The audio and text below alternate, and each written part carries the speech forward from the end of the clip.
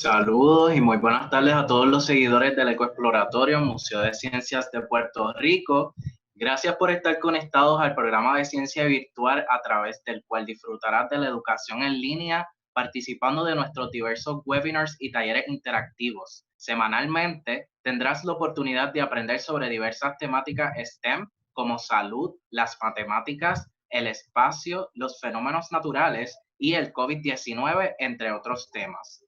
Esta semana estamos celebrando la Semana del Calor y no se pueden perder nuestros webinars en los horarios de las 11 de la mañana y las 1 y 3 de la tarde. Recuerda seguirnos a través de las redes sociales de Facebook, Twitter e Instagram para que te enteres de los futuros eventos que tenemos para ustedes bajo el programa de Ciencia Virtual. Mi nombre es Roberto Sánchez y junto al doctor Pablo Méndez Lázaro estaremos siendo sus moderadores por el día de hoy. Y quiero que sepan que para que puedan interactuar con nosotros durante el webinar de hoy, como modo de recordatorio, esta charla se ofrecerá, ¿verdad?, en idioma de inglés y podrán enviarnos sus preguntas en inglés o en español a través de la sección de Questions and Answers si está participando de la plataforma Zoom. Y si nos está viendo a través de Facebook Live, puede hacer lo mismo y enviarnos sus preguntas a través de los comentarios. Vamos a estar escogiendo algunas de sus preguntas para ser contestadas en vivo al final de la presentación. Ahora, sin más preámbulos, los dejo con el doctor Pablo Méndez Lázaro para que nos presente al recurso de la tarde de hoy. Saludos. Gracias, Roberto. Gracias al EcoExploratorio, a todo ese equipo de trabajo que siempre nos ha abierto las puertas para llevar las charlas de educación en ciencia virtual. Y durante la semana que bien mencionaste de la concientización del calor, durante la tarde de hoy vamos a tener al doctor Teddy Allen, que ahora lo voy a presentar también en inglés, el cual ha colaborado en los últimos 2 años con nosotros como investigador, incluso en Puerto Rico trabajando con aspectos de los huracanes y la relación que pueden tener estos fenómenos atmosféricos con no solamente el destrozo o los impactos que pueda traer, sino que también la relación con el calor. Así que esto ata muy bien la semana pasada que se hizo el Hurricane Week Awareness con la semana de hoy que es del Heat Awareness. Teddy Allen, Dr. Teddy Allen, is a colleague of ours also. He has been working in Puerto Rico for a couple of years, not in Puerto Rico directly. He has been collaborating in a couple of research projects, working in Puerto Rico, analyzing the relation and the interaction between hurricanes and heat in the Caribbean region. Dr. Teddy Allen is a researcher in the International Research Application Project, also part of where, if you were able to attend to the Monday webinar, that it was given by Dr. Zach Widow. So Teddy Allen is also part of the same team, part of the same research team. So thank you, Teddy. We are very happy to have you with us and to share your knowledge and your research with the rest of the audience in Puerto Rico. And I know that other places are getting connected as well. So thank you, Teddy, for being with us today. And whenever you want, feel free to start your webinar. Okay, thank you very much, Roberto and Pablo, for the introduction. I will like to start off and say that a lot of the work that we'll be talking about has been in cooperation with Pablo and many of his colleagues as well. So much of this work would not have been possible without the contributions and ideas and support from others that reside in Puerto Rico. I would like to say I have been watching the past few virtual meetings and throughout the week, and I'm very impressed with the way people are able to conduct the meetings, because personally I find it to be very challenging to give a presentation when there's nobody else in the room. So I've got some good examples to follow up with, and I'm looking forward to that. So I'd like to introduce the title of the talk is going to be Caribbean Hurricanes and Their Impact on Heat. And this, like I said, this is kind of a work in progress. And so, let's see. Okay, good. So we're going to talk about a few things in the next 45 minutes or 30 minutes or so. first thing we're going to talk about is just some regional climate averages. So look at the differences between summer and winter. We're going to set the stage for some of the seasonal variability that hurricanes depend on. Then we're going to talk about two different types of storms very quickly, tropical and non-tropical storms, and why circulation around tropical storms is important for the delivery of heat within the Caribbean.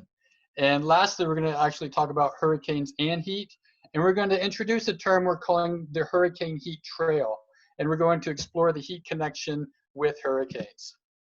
So to start off with, let's do some very basic climate descriptions. We're going to talk about seasons and latitudes. So what we're looking at here is basically the yellow represents the sun's rays, the sun's energy hitting the surface of the earth, which in this case is green. Now, in the winter time, the sun is much lower on the horizon, and the sun's angles and energy hit at a greater angle to the surface. So therefore, the energy is dispersed over a greater area. So the energy is less.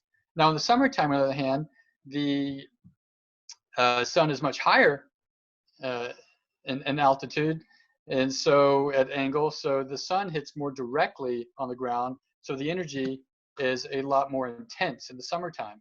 And a lot of this depends obviously on the time of the day. You're going to have more heating in the summer daytime than you will in the summer morning time. Time of year, we just discussed the difference between summer and winter. Latitude, the closer you are to the poles, the less energy you're going to have. The closer to the equator, the more of the sun's energy will be hitting the earth and thus warming the area a bit.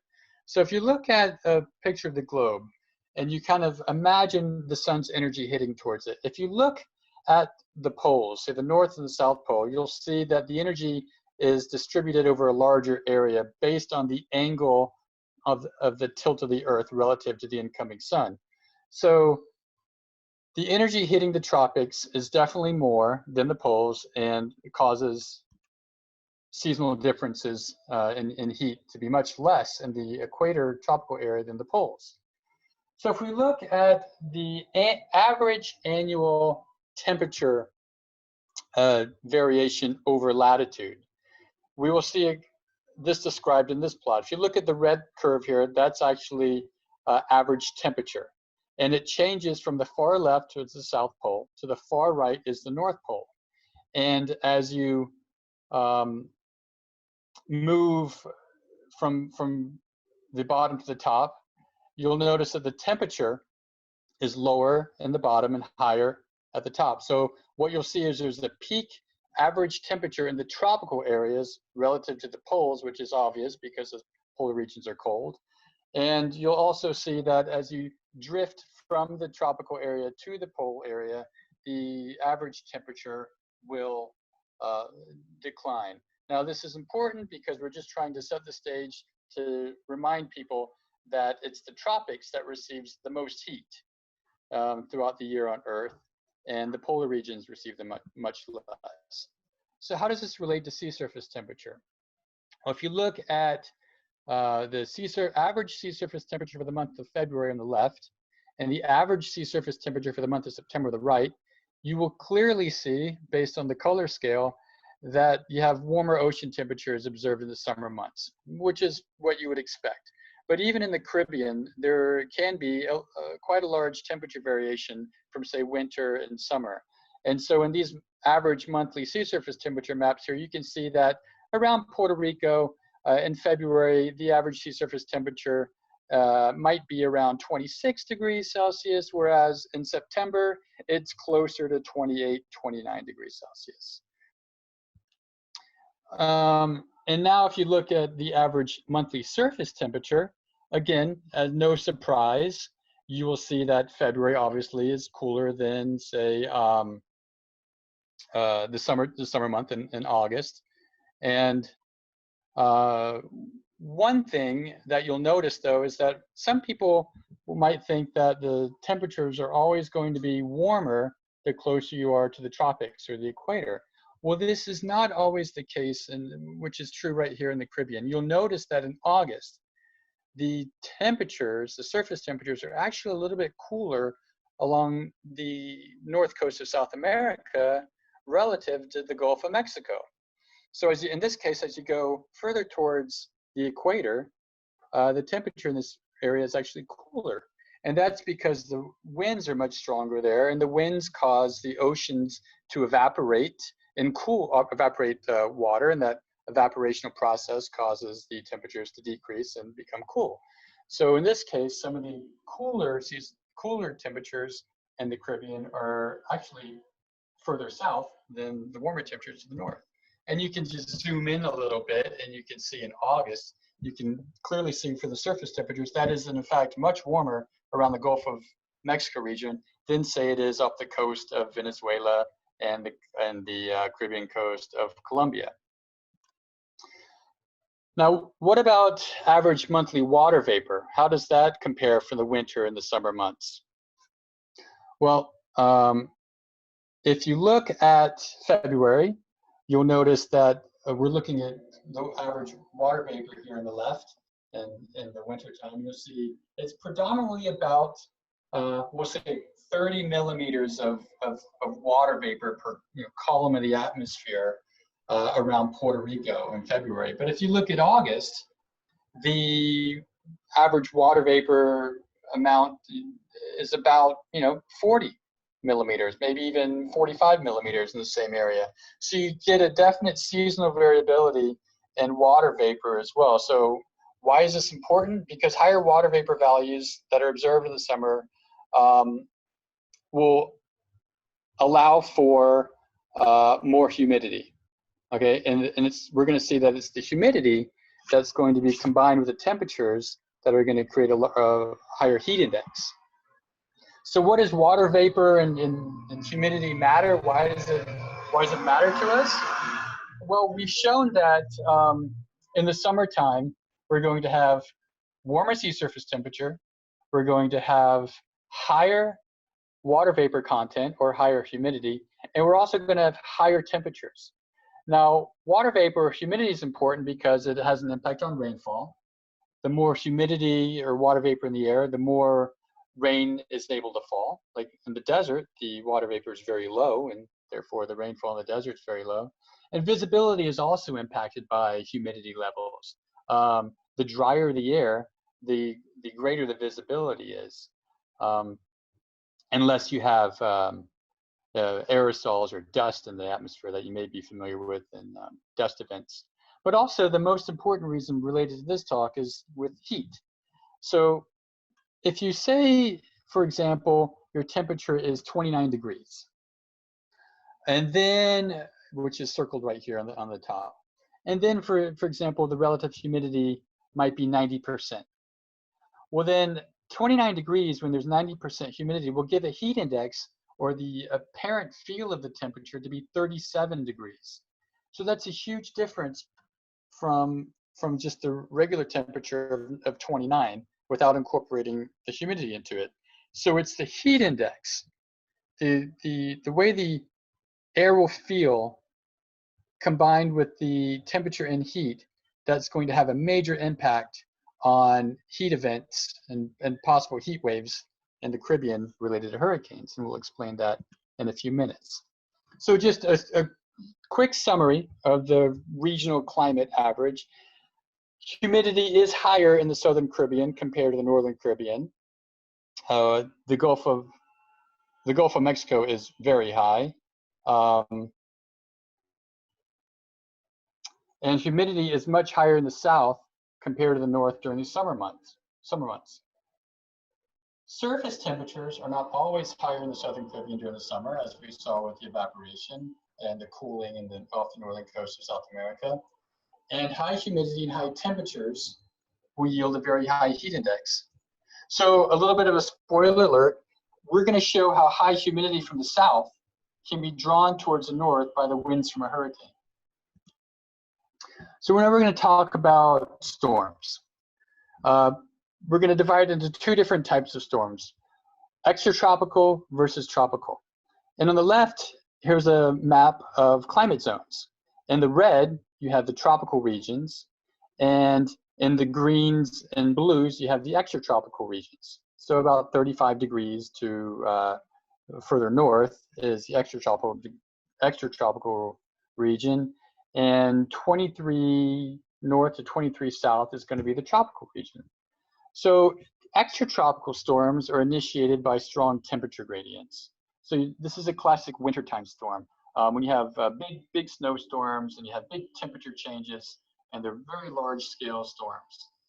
Tropical storms, on the other hand, they tend to be much smaller in scale, much more intense, higher wind speeds, and instead of being initiated by strong temperature gradients, they require warm sea surface temperatures, and they require low vertical wind shear. And also, they need to start some sort of rotation. So when you have a storm that starts spinning, that becomes fast enough over warm waters in the summertime, you might have the conditions for a tropical storm that could develop into a hurricane. Now, warm sea surface temperatures are important because as the water warms, it evaporates. Just imagine if you have water in a pot of water and you start cranking up the heat on the pot of water. Eventually, that water is going to get hot enough to where it starts boiling and the water is evaporating from the pot of water into the air. Well, what that does is releases a lot of energy from the water into the air. And a tropical storm acts the same way. So you need that warm sea surface temperature to aid in evaporation to really provide the energy with a lot, the atmosphere with a lot of energy. So tropical storms, as we just said, they form in tropical regions between 23 south and 23 north, but they tend to form in tropical basins. And here we have a couple examples of locations on Earth that tend to have most of the tropical storms, but you'll notice that in the Southeast Pacific and the South Atlantic, you tend to not have any tropical storms, as opposed to, say, the North Atlantic. If you look at the North Atlantic, where we're familiar with a lot of the Atlantic hurricanes, they will go from east of the Atlantic and into the Caribbean or the North Atlantic, and so forth. But the water temperature is too cold off the coast of South America and off the coast of Southwest Africa for the conditions to be met for hurricane formation. So that's why you tend to not get any hurricanes in those two areas. Instead, you get them all in the different areas, and they have different names based on a different area. So here we have 3 different types of names for tropical storms based on the location of origin. So if you look in the Atlantic and the Eastern Pacific, tropical storms there are called hurricanes. And in the Western Pacific, they're called typhoons. In the Indian Ocean and the South Pacific and the Indian Ocean, South Indian Ocean, and the South Pacific, they're called cyclones. And you'll also notice that the wind speed associated with these different tropical storms varies considerably in location as well. You'll see the reds are when wind speeds are greater than 120 miles an hour, and the blues are when it's around 70 or less miles an hour. So if we look at the Atlantic tropical storm frequency, and we look at how often tropical storms form from May to December, you'll notice that there is a peak around the first part of September. And this plot clearly shows in red, this is the total combination of hurricanes and tropical storms. And I should say a hurricane is when a tropical storm exceeds 74 miles an hour. And a tropical storm is a storm that has tropical origins that are greater than 39 miles an hour, but less than 74, which case becomes a hurricane. Now, if you look at all hurricanes, you'll also notice that for the most part, you get the highest frequency of hurricanes in early September as well. So September tends to be the peak season for Atlantic tropical storm frequency. You'll get a few in June, July, and August, and as you've may have noticed there is a forecast for a possible development later in the week this week, so it's not uncommon where you might get some that that might develop in early June or late May. But for the most part, you have peak frequency in September. Now this is important because we also know that in September you have higher temperatures, some of the hottest temperatures of the year, some of the highest water vapor amounts of the year, and the warmest sea surface temperature of the year. So they all conspire to help the formation of hurricanes. So if we take a look at tropical storms, we'll notice that they have three-dimensional motion. So they have winds going on the horizontal that are very strong, and these are the winds you're more familiar with in terms of damage and wind speed, but they also have winds in the vertical, and these might be winds that you're less familiar with. So let's take a cross-section of a hurricane, and we'll see here that I've circled in black. These are areas where you have descending motion.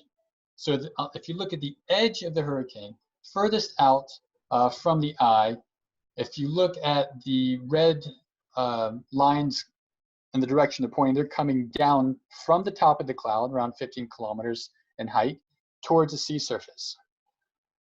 And if you look towards the middle of the storm, the winds go up, okay? Now, you're probably familiar with wind speeds of a hurricane, about 100 miles an hour, 70, 80 miles an hour. These are horizontal winds. The vertical winds associated with hurricanes are much, much, much less, to the point where you might not even feel them if you were standing underneath. You probably would not feel them if you were standing underneath them. But they're significant in the fact in that when you have descending air from height to the surface, what it tends to do is dry out any water vapor that may have been in the air. So it dries out the air and it warms it. So on the edges of the hurricanes, you tend to have dry, sinking air. In the middle of the hurricane, you have moist, rising air. So it's the dry, sinking air along the edges that may be important for some of the heat-related impacts that we'll see from hurricanes in a few minutes. And here, what we see is a vertical cross-section of a hurricane, but I want to draw your attention to the horizontal winds here. And in a hurricane in the northern hemisphere, you'll notice that the winds circulate in a counterclockwise direction around the storm. So if you look at these large red circle patterns around the storm, you'll notice that on the right side of the storm, the winds are coming from the south. Okay, so this is in the Gulf of Mexico, and you'll see that the winds will be coming from the south in that area. On the left side of the storm, or the direction the storm is going to, the winds tend to be coming from the north. Okay, so it's the horizontal motion of the storm that's going to be important for the delivery of warm and moist tropical air from the south, which we'll show in a few minutes. But also what I wanted to show you is to bring attention to the actual cloud imagery that you see on this hurricane image. Now, the cross section is rain rate. So if you look at the colors just along the cross section, as if you're slicing a cake and you're looking right at the slice of the cake, those colors represent how much it's raining in terms of millimeters per hour. Now, the bottom of the map, the flat section, that is also rain rate of where it's raining in terms of millimeters per hour, okay? But the top, if you look at the top of the cake, those colors represent the height and altitude, or meters or kilometers, of the storm. So the connection here is that if you look at the cloud heights relative to the rainfall, so the rainfall, remember, is at the bottom of the cake, you'll notice that as you go further out from the storm, you'll see clouds but you don't necessarily see the rain that you would see towards the interior of the storm.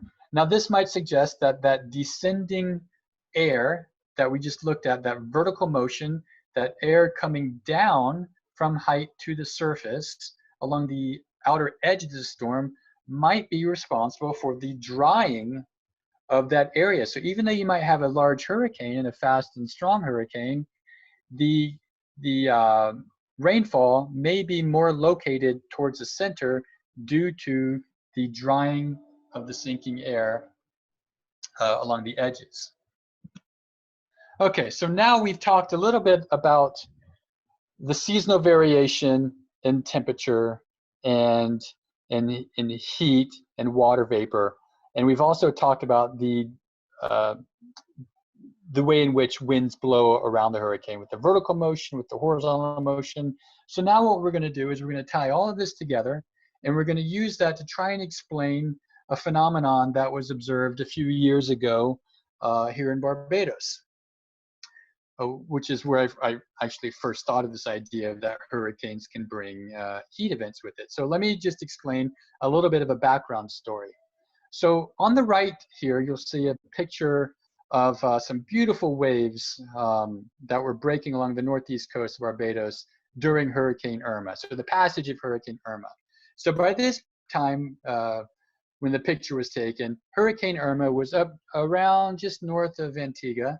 The wind speeds, it was a Category 5 storm at that time. Raining, you know, fast, destructive storm, as you could imagine, or associate any condition with the Category 5. But down in Barbados, the weather conditions were pristine. The winds were light, the waves were big. It was, if you're a surfer, it was a perfect condition. So I was out surfing, and I remember that the winds were just kind of blowing out of the south, which is not very usual for winds from Barbados. Usually winds in Barbados, in this part of the latitude of the Caribbean, winds are blowing more easterly or northeasterly. So I remember that the southerly winds on the northeast coast of Barbados made the waves perfect. And so I went back to my office and I was chatting with a colleague, and he mentioned to me, he said, do you ever notice that after a tropical storm passes north of us, we tend to get blasted with a little bit of a heat event? And I said, you know what, I never really noticed that, because I'm usually in the ocean and I'm cool in the ocean, so I don't really notice the heat. But I went back and I looked at some of the temperature records, and I plotted this plot on the bottom left. And this is the hourly heat index, so the combination of heat and humidity registered at the Barbados airport from the 1st of September to the 16th. And so I wanted to see if my colleague was correct. I wanted to see if the temperature did indeed increase as Hurricane Irma was passing north of us. And so I took that same temperature time series, and I just kind of colored it in just to see if I could see more variation. And I noticed something right away. I noticed that there's a decrease in the nighttime and daytime temperature range around the 5th, 6th, 7th, and 8th of September. If you look at the 5th, 6th, 7th, and 8th, you'll notice that the 24-hour temperature range is much smaller than the 24-hour temperature range, say on the 3rd, or later on the 13th and 14th and 15th. So I thought, well, it may not have been really hot during that time, but the nighttime temperatures were much warmer. And that's significant because we depend on the nighttime temperatures to help cool us off and to get relief from the daily heat. So if the nighttime temperatures are relatively high, then the body isn't getting that chance to cool off and to maintain some sort of healthy balance. Now, so what I did is I took my friend's observations with mine about the winds. And now what I've done is I've taken that same heat index time series, and I've colored in the dark red everywhere where you had winds that were from the south and greater than 12 knots. And I thought, oh, okay, so now you kind of have a signal here. You have a time period around the 5th, 6th, and 7th when Hurricane Irma was north of Barbados, when the 24-hour temperature range was smaller, so the nighttime temperatures were warmer, and the winds were coming from the south. And then you have the same thing later on a few days, and that coincided with the passage of Hurricane Jose to the north of us. And it's interesting to note that you had kind of two signals for Jose around the 9th and around the 12th of September. That's because Hurricane Jose tracked north, and then it tracks back south again before heading back north. So that's why you kind of get this double signal from Jose. So at this point, I realized, you know what? Maybe there is actually some truth that when a tropical storm passes, that you have some southerly winds that are contributing to the warmer than normal temperatures. So then I looked at a plot from Hurricane Irma of temperature, and I noticed one thing. So I looked at temperature from September 6th at 8 p.m. local time, 2017, and I'm looking at the temperature at the same time in that time series that you have that strong southerly wind and that high nighttime temperature. And what I saw here was a pattern.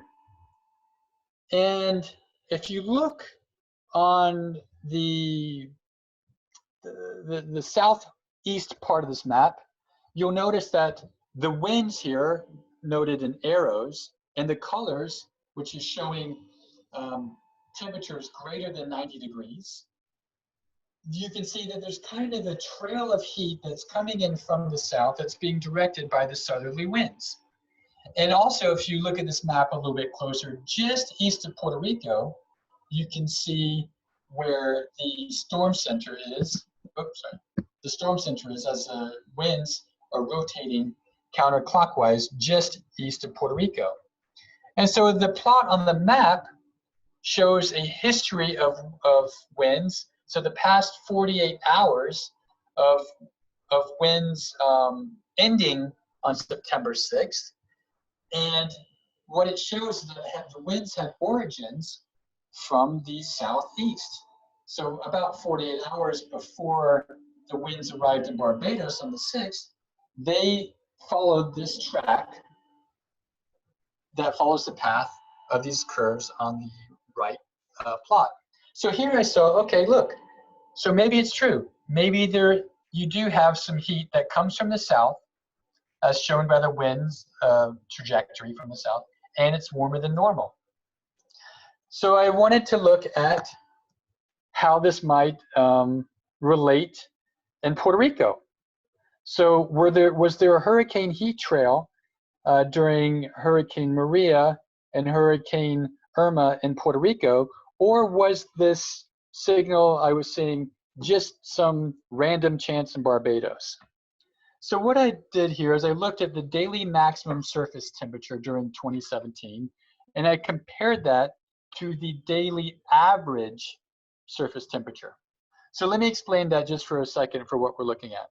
So you'll see a black curve that starts from the left at day 0 and ends to the right at day 365. So each one of these tick marks is a day, and the black line is the average. So let's look, at day 200, for example. So day 200, the average daily maximum surface temperature at the airport in San Juan is about 85 degrees. But in 2017, we're looking at the variations from the average. So you can see all the red spikes occur when that day in 2017 was greater than the normal, and all the blue spikes occur when every day of 2017 was below the normal. So you can clearly see the first 3 months or 2 months of the year, you had warmer than normal temperatures, as you can see by those red spikes. But again, we wanted to look at or examine the impact from Hurricane Maria and Hurricane Irma. So if you look around day 270 or day 280, you'll see a green circle. And there's a green circle that shows exactly the time when Hurricane Maria passed over Puerto Rico. And you'll see right at that circle, there's a very strong area of below average temperatures for 2017 compared to the average. And that's a really long blue spike. So you can see the average was about, when Hurricane Maria passed, the average temperature was about 80, let's see here, 85 degrees or so. But when Hurricane Maria passed, it was closer to maybe 79. So it was cooler on average. But just before and just after Maria, you can see that there were warmer than normal temperatures as well. So here we're looking at the exact same daily maximum temperature time series, but here we're only looking at the days that were at least 2 degrees warmer or at least 2 degrees cooler than the average. And here you can see clearly that's that cold spike in Maria. Now remember, it would be cold or cooler, sorry, not cold, but cooler than average in Maria because you have a lot of cloud cover, a lot of rain, a lot of cooling, and you're not getting any heating from the sun. But then just afterwards, you have the heating and just before. So I wanted to examine the impacts that perhaps Irma and Jose may have had for this heating and the impact that Maria may have had for the heating. And so to do that, I created a plot like this. And I know this looks really complicated, so we're going to break it down before we discuss it. So let's just take it bit by bit. All we're looking at here is a time series, an hourly time series for the whole month of September in 2017 of heat index. And you can see the heat index goes up and down, up and down, up and down, up and down every day because the afternoons are cooler than the evenings, the afternoons are cooler than the evenings, and that's just your daily temperature cycle.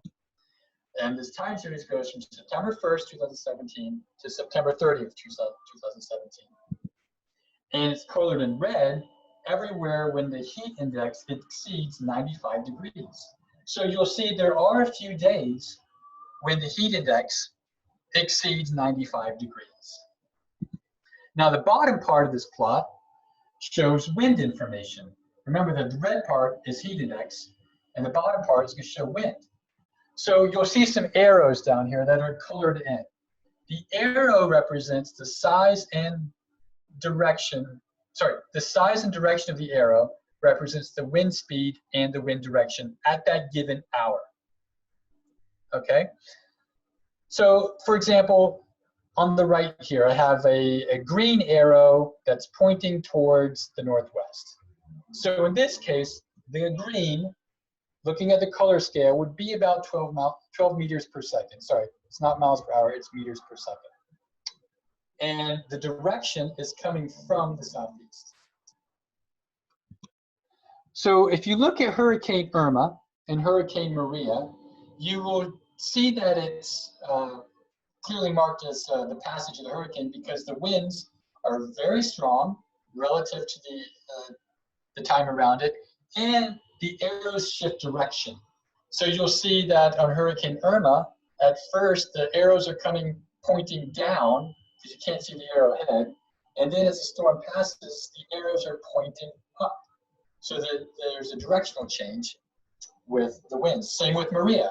You'll see at first the winds are actually coming from the northeast, and then they're really strong from the southeast as it passes. So let's put all of this together and let's look at it. So we're going to look at Hurricane Irma around September 6th, and you'll see that there was definitely a cooling in the heat index, followed by a rising with the red, the hours and days above 95 degrees. But also Hurricane Maria, you saw the same thing. The heat index fell right when Hurricane Maria was overhead in Puerto Rico. But then a few days afterwards, you had a spike and the heat index up to 102 degrees. So much, much warmer. So I wanted to try and explain, okay, so is it the winds from the south that's pulling in this really moist, humid, and warm air that's causing this increase in heat index? So what I did is I looked at hurricane tracks and the heat associated with them. So what we're looking at here is just one snapshot. This is the heat index from September 20th at 11 p.m. And the blue line is the storm path for Hurricane Maria. And the kind of blue circles are just different places where observations were taken during the storm path. And here you can see where the storm center is based on the arrows. The arrows represent the wind direction, and the length of the arrow is the wind speed. So you can clearly see there's a counterclockwise rotation in the storm center. And then what I'm looking at here is heat index that kind of is being moved in from the south, as you can see from the southerly arrows, the arrows pointing from the south to the north. So this is suggesting that warm and moist air, or high heat index conditions, are being drawn in from the south. And so then at each of these observation points, I just took a snapshot. I said, okay, let's take a snapshot of heat index. And this, it's a 6 degree by 6 degrees latitude by 6 degrees longitude square box. And I'm just going to look at what the heat index looks like as the storm is centered at each one of these locations. And I look at each one of these and I notice the southerly winds in each of these cases tends to be connected with a little bit of a thumbprint or a spike and a heat trail that's trying to be forced up from the hurricane. So it's these areas that I'm calling the hurricane heat trail. Now, to get a representation of the full storm, what you want to do is you want to take each one of these hurricane heat trail snapshots and you want to average it together, because you don't want the impact at one location, you want the average impact at all locations. And when you do that, for Hurricane Maria, you get this image here. And what you see is are arrows, which is the average wind direction around the hurricane center. And the hurricane center is depicted by the star. So you can clearly see the counterclockwise circulation around the star. And the colors represent heat, or heat index. And the thing I'm trying to show here is that on the southern part of the storm, you tend to have a heat trail that's being forced up from the storm to the area behind the storm from the southerly winds. Now, to give you an idea of how these snapshots are created, I'm just going to walk you through one case study of IRMA. So we're going to look at a time series of Hurricane Irma. On the left, you can see the star, that's the center of the storm, and you can also see the arrows or the winds circulating around it. And the colors represent heat index greater than 95 degrees. So I wanted to isolate where it's really warm, where it's 95 degrees heat index or warmer. So if you look at the scale where it says 0 and it's blue, that means the heat index is 95 degrees. Where it's light blue and 2, that means the heat index is 2 degrees greater than 95 or 97 degrees. And so I'm taking a snapshot on the right every time I move 3 hours of observation. So just follow this for a second. So if you notice that I'm moving, actually the storm is moving towards Florida, and each time it's moving, I'm taking a snapshot on the right of heat, and the colors represent the heat index. And this, again, the star is the center of the storm. And as the storm moves over Florida, now you can see, I'm gonna go back one, you can clearly see the hurricane heat trail being transported by the southerly winds. And then the storm moves over land, it weakens, but still you can see a hint of hurricane heat trail on the southeast part of the storm. So it's these storms, these snapshots that are all averaged together. So when you average all of the snapshots together for Hurricane Irma, you get a image that looks like this, similar to what we saw with Hurricane Maria, but this is Hurricane Irma. So now what you see is you have a similar hurricane heat trail associated with Hurricane Irma on the eastern or southeastern side of the storm. Again, colors are heat index. The star is the center of the storm. The arrows are the direction of the winds. In this case, I'm showing these black contours. The black contours just show where you have air that's moving, that is the vertical motion of the air from the top of the storm to the bottom of the storm. So basically, it's the vertical motion, the descending motion that's associated with warmer air. So let's look at this same plot now for another example. And this will be the final example we show.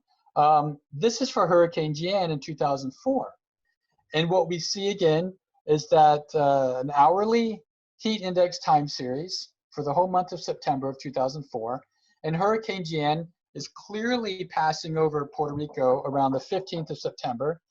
And that's identified by the strong winds and the shift of directions, and also the decrease in the heat index in that time there as well. You can see clearly that there's a decrease in heat, followed by an increase in heat a few days later. So again, Hurricane Jan, we can do the same thing. There's the path of Jan in blue, some observational points, locations in the circles. And again, we look at the hurricane heat trail and this takes snapshots of it. And on the southeast part, you can see in each case that there is a warm area of heat being transported by the southerly winds. And again, when you take the average of all of those snapshots along the entire track of Jan and you average them, you get this hurricane heat trail signal that we see here on the bottom right part of this plot. Again, arrows are direction and strength of the winds. The star is the middle of the storm on the average, and the colors are heat index. So in these three cases right here, you clearly see that, yes, you have a hurricane heat trail on the southeast part of the storm. But you also see, you might ask, well, you also have warmer heat on the northern part, or the northwest part of the storm, and that's not related to the heat trail. That's more related to the descending branch of the hurricane, the descending air that's causing it to be warm and dry. So how are these, or why are these heat trail, hurricane heat trails important? Well, because they have human health applications.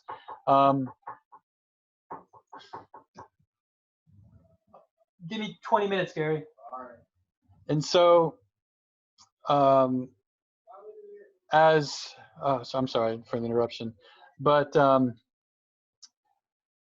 as a hurricane passes, obviously it can create destruction, damage, it can wipe out infrastructure, you can lose electricity, you can lose access to air conditioning, you can lose access to fans. And so when you have that amount of heat or structural vulnerability, and you combine that with a blast of heat that may last for a few days, you have a compound risk. In addition, when you have a lot of standing water after a hurricane, and now you're going to potentially introduce extra heat immediately following the storm, you can develop prime conditions for larvae of malaria, of dengue and other vector-borne diseases. So there's a compound risk to the hurricane heat trail that is coupled with the vulnerabilities and that are associated, or the risk associated with passage of a hurricane. So before I get to the summary and the conclusions, I just want to pass along that there is a survey that takes about 5 minutes, And our group would love to know your views about summer heat. So if you're comfortable with doing the survey, it's all anonymous. It won't take much time. Here's the link. It'll be accessed on the recording and the slideshow, and we'd appreciate if you want to take the time and do a quick survey. So that's my public service announcement for our group. And for conclusions, hurricanes can induce pre- and post-storm heat events. Some people have noticed it, and it's been anecdotal, but this is one of the first attempts that we've been able to objectively show how hurricanes can induce heat that follows the storm, and the heat can have a compound effect.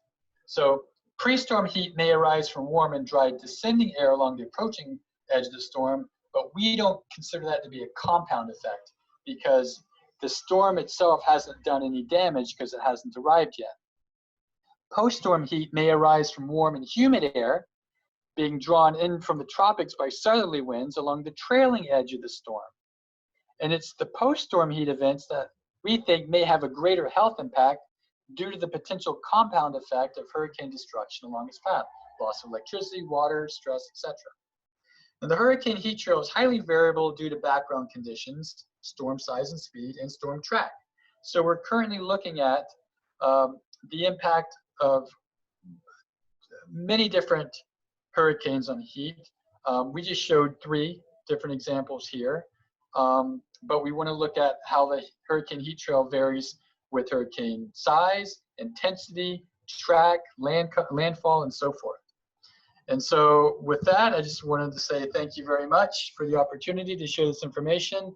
It's been a privilege and quite an honor to be part of this group. I've been very impressed with not only the participation from everyone with these presentations, but also the organization itself. So I want to conclude by saying thank you very much, and we can open it to questions or comments if there are any.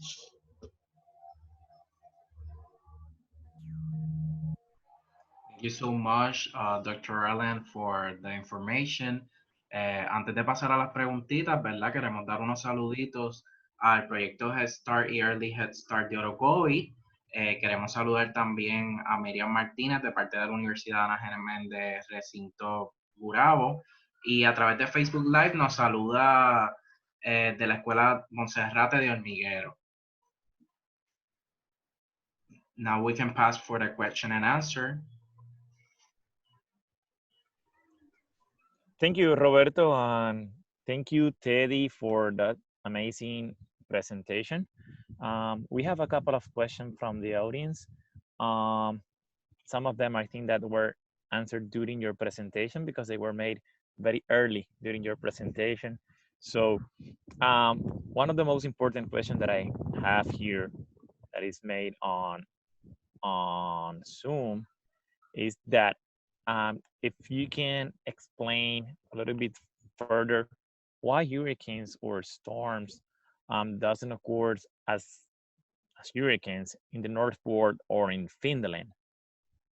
I exactly don't know who is asking this question, Teddy, but I'm suppose that this is related with the first part of your presentation. Okay, sure, no problem. So yeah, you will not find hurricanes that far north because the sea surface temperature is very cold. And one of the prerequisites for a hurricane is that you need warm sea surface temperature. And the warm sea surface temperature aids in evaporation, and it's the energy exchange from the evaporation that fuels the storm. You can think about it the way you would think about sweat. When you sweat, your body actually gives off sweat through your sweat glands. But sweating alone does not keep you cool. It's when the sweat evaporates that cools you down. And it's the evaporation of the sweat that transfers a lot of the heat from your body to the air. So it's a transfer of heat from the body to the air that is caused when the sweat evaporates. And it's the same thing that happens with the hurricane, but at a much larger scale, that it's the sea surface temperature that evaporates when it's warm that energizes the storm. And you just will not get that when sea surface temperatures are that cold up in Finland and the North Pole. Thank you, Teddy. Just a short announcement. I know that Teddy mentioned that we have also a survey that we would like you to please go participate. And this is only a couple of questions to understand better heat perception and heat as an impact in Puerto Rico and in the Caribbean. So I paste the link because it was in your presentation and it was in your share screen. So it was, I suppose that most of the people were unable to go directly to the link. So now you have access directly through the chat where I paste the link of the survey. So I encourage you to please go, and for all of you that are connected, to go to the survey and answer a couple of questions.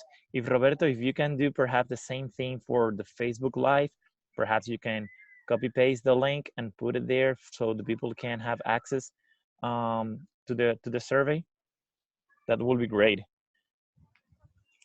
Sure, I will going to try it. Thank you for the recommendation. Do you have other questions from the Facebook Live that I don't have access, Roberto, that you want to share with us? People are sending greetings from Facebook Live. We have an questions here in Zoom platform. Yeah, we do have one here. If you want me to go ahead, Teddy. A colleague is asking, Dr. Teddy, it is an opportunity to increase the size and potential destruction of hurricane due to the global warming projection?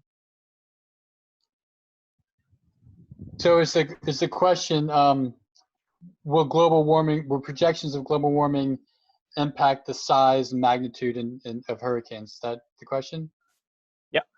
Okay, yeah. So theoretically, yes, and there actually has been a paper that was just published that describes this, because again, as I just described earlier, the energy that fuels the hurricane comes from the evaporation of warm sea surface temperature. So you can imagine if you have a projected heating with climate change, you're also going to have a much warmer sea surface temperature in the future. And as long as the ocean temperatures remain high, you're going to give it that continuous transfer of energy from the ocean to the atmosphere via a change in a phase from a liquid to a gas. So a liquid in the ocean to a gas in the atmosphere. Now that's just one thing that will contribute to the strength of the hurricane. Other things, you need low wind shear, right? So the winds up in the atmosphere must not be that different from the winds lower in the atmosphere. I do not know what the global projections are in terms of future increases and decreases of vertical wind shear. If the projection calls for very high winds in the upper atmosphere and very low winds in the lower atmosphere going in different directions, then that might act to counteract some of the heating from the ocean. So it's a combination of forces, but if you look at just the increase in temperature of the sea surface temperature, then you could definitely say that you're going to have a lot more potential fuel to make this hurricane fire. Thank you, Teddy. Would you also, I think that you provide a lot of evidence using a couple of different storms that had passed through the Caribbean in the last couple of years, building evidence to support that heat is also related with hurricane, not only in the front of the hurricane, but also after the hurricane, so in the aftermath.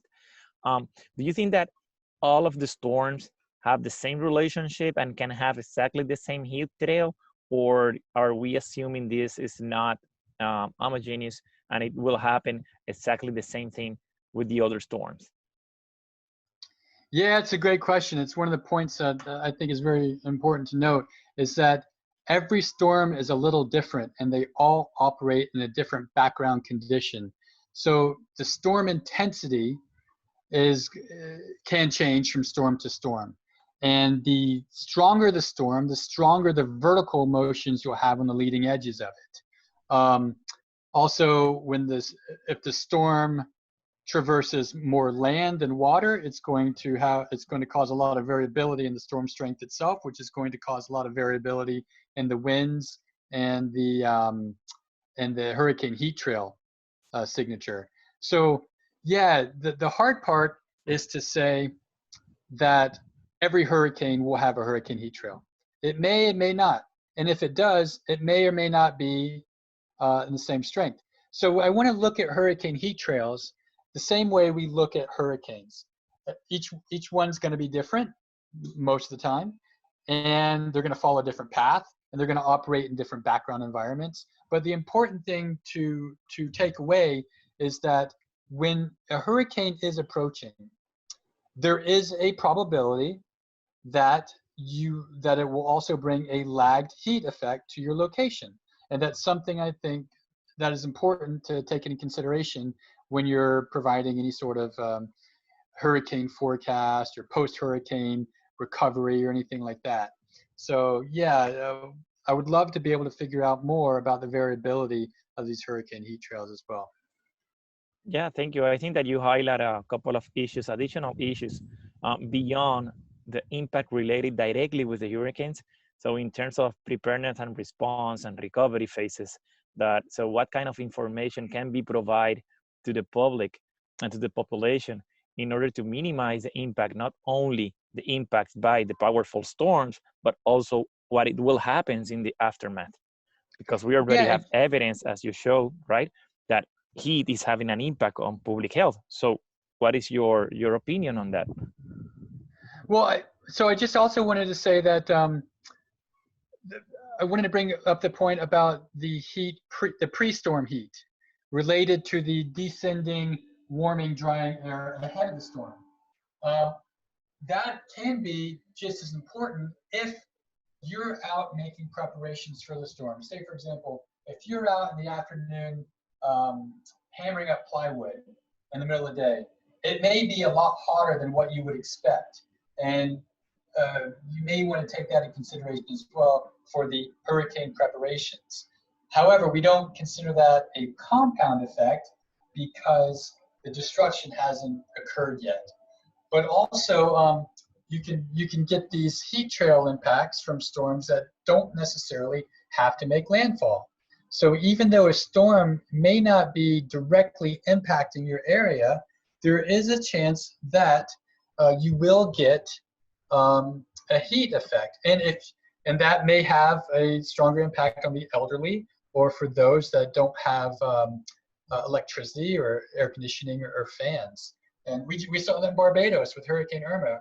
We had absolutely no direct impact whatsoever from Hurricane Irma, but it was very uncomfortably warm here the days when Hurricane Irma was just north of us. Thank you so much for explaining that, Dr. Terry Allen. Roberto, do we have more questions from the Facebook? We have another question here from Marco Vasquez. He asks, is the head try also present in subtropical storms? Could you repeat that? Is what? I didn't get that first part of the question. I'm sorry. Is the head try also present in subtropical storms? Basically, I think that they are asking, Teddy, if the heat trail are also present after subtropical storms. Oh, okay, I think that is the question. Okay, I understand. So do you have a heat trail related to non-tropical storms? Yeah. In the mid-latitudes?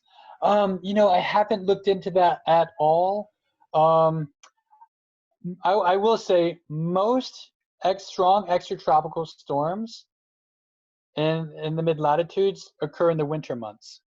So you will get a warm gust, a warm day before the storm in the winter months. Like say, for example, you're in Virginia or Pennsylvania, and there's a really strong winter storm coming your way. It's not uncommon to have temperatures increase by maybe 20, 25 degrees the day before a large storm comes, and then you have a drastic decrease in temperature when the storm arrives.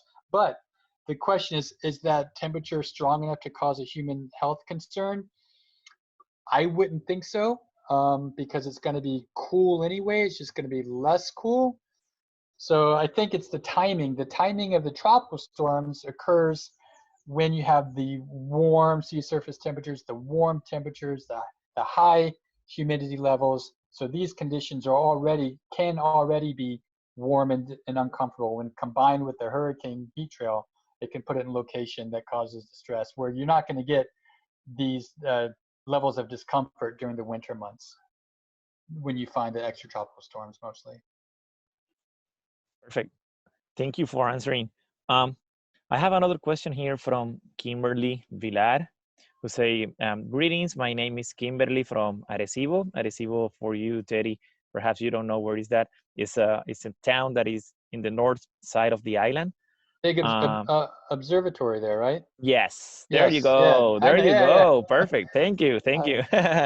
I know you have been here in Puerto Rico and you are working with Puerto Rico, obviously, but that's great. Okay, so she's writing out from Arecibo, and basically her question is, can a hurricane switch its trajectory once it hits land? Well, a hurricane can definitely switch its trajectory. We saw that with Hurricane Jose. That was in 2007. It was in between Irma and Maria, and it went to the north, came back down to the south, and then looped back to the north. The trajectory changes have a lot to do with the general circulation of the atmosphere at that, the circulation of the atmosphere at that time. So the upper level winds tend to steer the hurricanes, but when a hurricane goes over land, it loses a lot of its strength because you lose that opportunity for evaporation to fuel the energy of the storm. So you're over land and not water, so you're not evaporating as much moisture into the storm, so the storm dies down pretty quickly over land.